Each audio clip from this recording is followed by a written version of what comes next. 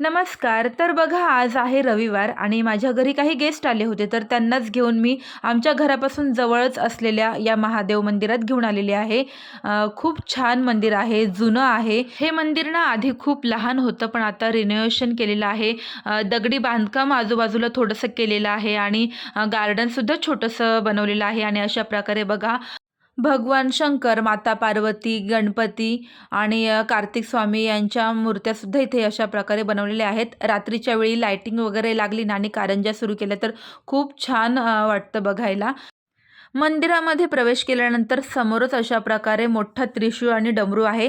त्यानंतर इथे आहे नंदी. तर आम्ही नंदीचं दर्शन घेतलं. त्यानंतर मुख्य गाभाऱ्यामध्ये जाऊन दर्शन घेतलं. गाभाऱ्यामध्ये शूट करायला परमिशन नसल्यामुळे तिथलं काही शूट केलं नाही आणि दर्शन वगैरे घेतल्यानंतर मग आम्ही आलो घरी. मंदिरात जाण्यापूर्वी मी जेवण वगैरे बनवून गेले होते, तर फक्त आल्यावर मला भाकरी बनवायच्या होत्या.